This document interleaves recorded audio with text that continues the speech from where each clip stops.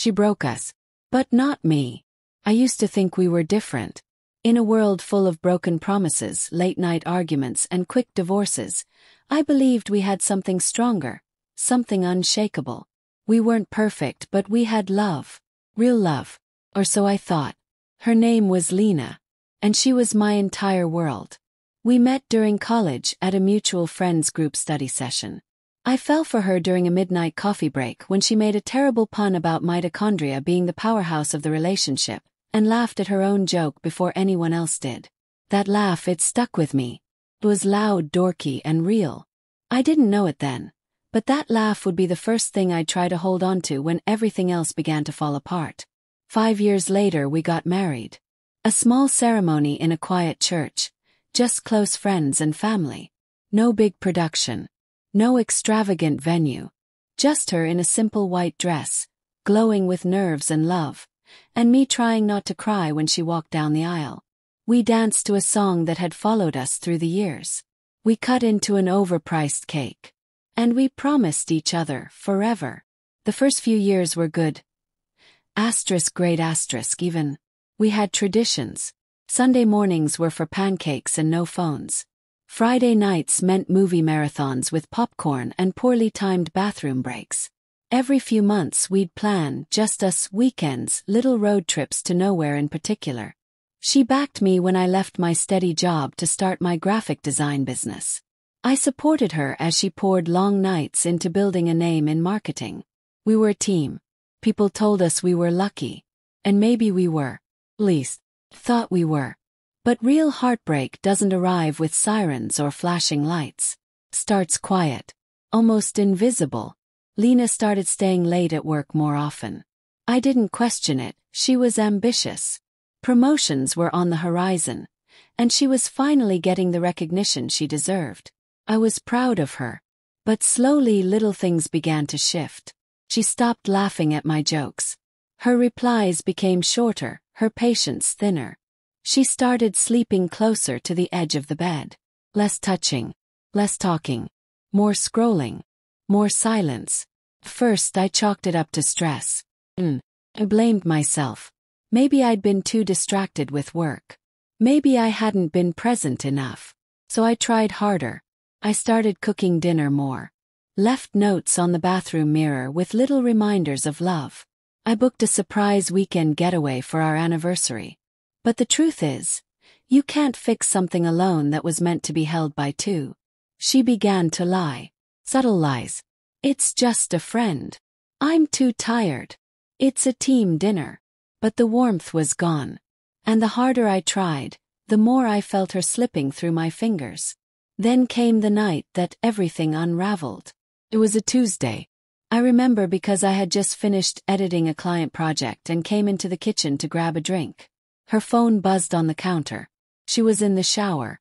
I never checked her phone before. Boundaries, trust, that was our foundation. But something in me, something buried deep beneath the denial and doubt, reached for it. The screen lit up. I can't stop thinking about last night. You drive me insane. A message from a name I didn't recognize. Ryan ***. My blood went cold.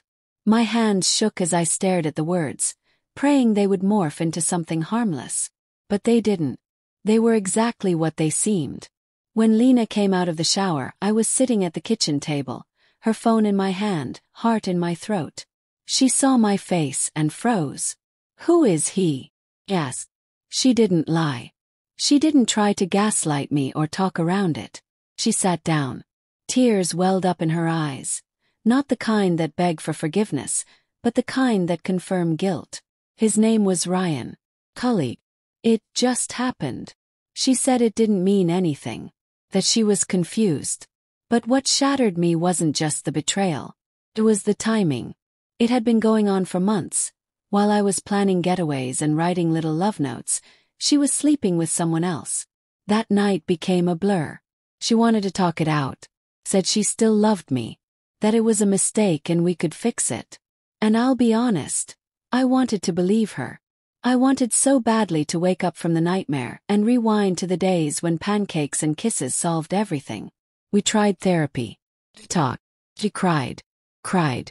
But you can't rebuild a house when the foundation is rotted through. She kept texting him. Caught her. Again. She said she needed closure. But I was done. I packed a bag and moved into my brother's spare room. That first night alone, I stared at the ceiling for hours, drowning in memories I didn't ask for. Her laugh. Our wedding. The time she fell asleep on my shoulder during a road trip. I was holding on to something that didn't exist anymore. A version of her. A version of us. Filing for divorce was the hardest thing I've ever done. Not because I didn't love her, but because I did. I didn't want revenge. I didn't want her to hurt. I just wanted peace. When I handed her the papers, she broke down. Promised again to cut him off. Begged for another chance. But something in me had already died. Trust. Oh. The forever we once believed in. We split the house. She kept our dog. He always did prefer her. I moved into a small apartment across town. It was quiet. Too quiet. No more pancakes. No movie nights. I boxed up our wedding photos. Gave away the anniversary jacket she'd gifted me. Deleted our playlist. And then came the awkward silences from friends. The I'm so sorry looks. The questions they wanted to ask but couldn't. She cheated, I'd say. That's all I could offer. That was the truth. A few months later, I saw her at a cafe. She was with him, Ryan. They looked happy. I walked past them without a word. Every muscle in my body screamed to say something. Anything. To remind her of what we had. But I knew it wouldn't matter. That night I let myself fall apart. Fully. I screamed into my pillow. I punched the mattress. I cried until I couldn't breathe. But in that wreckage, something shifted. I realized I had been clinging to the idea of love, not the reality of what it had become. The woman I married had changed. And I couldn't bring her back. So I started therapy again. This time for me. I needed to understand how to let go. I reconnected with old friends. Took long walks. Focused on my business. Bit by bit, I found little joys again. Cup of coffee that tasted just right. Thank you from a client. Light coming through the blinds on a cold morning. I started writing again. Something I hadn't done in years. I didn't date. Not for a long time. The idea of trusting someone again terrified me. But eventually, I began to believe that maybe this wasn't the end. It was the beginning of something else. Something real. Lena, if you're listening, yes, you broke our marriage.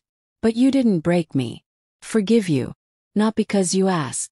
Not because you earned it. But because I refused to carry this weight any longer. You were a chapter. Big one.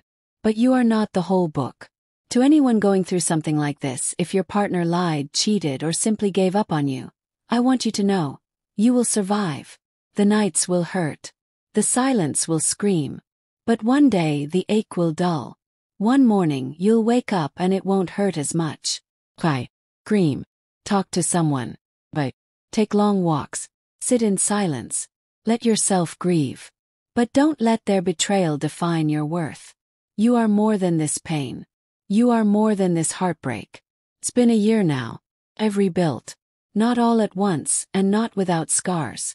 But I've made it through. I no longer replay our final fight in my mind. I no longer check her social media. I still believe in love. I just know now, it has to be built on honesty, respect, and effort from both sides. There's a peace in my life I never thought I'd feel again. Yes, she broke us. But I'm still standing. And if you're reading this, maybe you will be too.